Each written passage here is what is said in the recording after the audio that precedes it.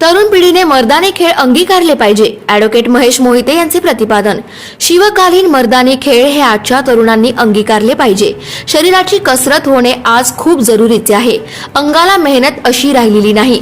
शारीरिक तंदुरुस्तीसाठी आजच्या तरुणांनी शिवकालीन मर्दानी खेळाकडे वळून शरीराचा तंदुरुस्तपणा राखावा असे महत्त्वपूर्ण प्रतिपादन भारतीय जनता पक्षाचे दक्षिण जिल्हा सरचिटणीस ॲडव्होकेट महेश मोहिते अलिबाग तालुक्यातील कुरुळ येथील RCF वसाहतमधील क्रीडा संकुल येथे लाठी असोसिएशन महाराष्ट्र आणि लाठी असोसिएशन अलिबाग रायगड आणि भाजप दक्षिण रायगड जिल्हा विद्यमान रिटेक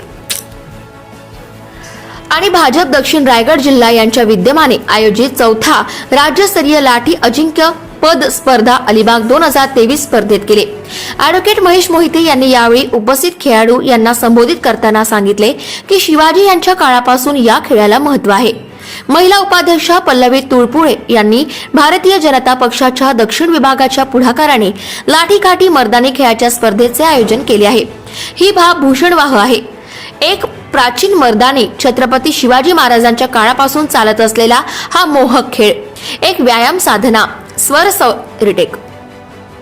स्वसंरक्षण आणि शत्रूवर हल्ला करणे या मूलभूत गरजातून लाठी फिरवण्याच्या कल्पनेचा उगम झाला.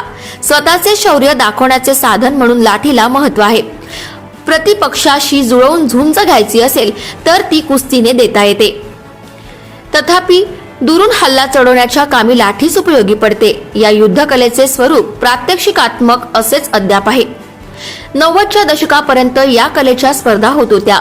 त्यापूर्वी केवळ फरी गदका प्रकारात दोघा प्रतिस्पर्ध्यात लढत व्हायची. त्याला नियमांची चौकट होती. आता पुन्हा नव्याने युद्ध कलेतील प्रकारांना नियमांच्या चौकटीत बांधण्याची आवश्यकता निर्माण झाली आहे. वीरवृत्ती निर्माण करणे, प्रतिकारशक्ती वाढवणे, चापल्य आणि कौशल्य वाढवणे यासाठी लाठीचा उपयोग होतो. कुस्तीला पूरक व्यायाम म्हणूनही लाठीला महत्त्व आहे. भारतीय बलोपासनेत लाठीला उच्च स्थान आहे. जड लाठी, वजनदार लाठी, लांब लाठी, लठ, कवायत असे लाठीच्या व्यायामाचे प्रकार होतात. आपल्याकडेही व्यायामशाळातून लाठी कवायती शिकवल्या जातात. प्रतिस्पर्ध्यास नामोहरम करण्यासाठी लाठी लढत हा प्रकार महत्त्वाचा आहे. लाठी लढत आणि लाठी बंदेश यांचा प्रत्यक्ष हा उपयोग होतो, तर सांघिक लाठीचा केवळ प्रात्यक्षिक म्हणून उपयोग होतो. नियमांची बांधणी झाल्यास शालेय स्तरावर शिवकालीन युद्ध कलेतील काही प्रकारांचा समावेश खेळ म्हणून करता येईल, ज्याद्वारे महाराष्ट्रातील या कलेला आपोआप प्रोत्साहन मिळणार असल्याचेही मोहिते यांनी सांगितले. यावेळी रायगड जिल्हा परिषदेच्या माजी प्रतोद मानसी दळवी, पल्लवी तुळपुळे यांनी यावेळी मनोगत व्यक्त केले, तर प्रास्ताविक प्रथम सुतार यांनी केले. यावेळी व्यासपीठावर कमळ पतसंस्थेचे संस्थापक अध्यक्ष गिरीश तुळपुळे, ॲडव्होकेट नीता तुळपुळे, अशोक वारगे, उदय काठे, सतीश लेले, जिल्हा क्रीडा अधिकारी अंकिता पिलनकर यांच्यासहित इतर मान्यवर उपस्थित होते. महाराष्ट्र न्यूज लाईव्ह साठी प्रतिनिधी Amol Kumar Jain, Alibag. Subscribe now and press the bell icon. Never miss an update.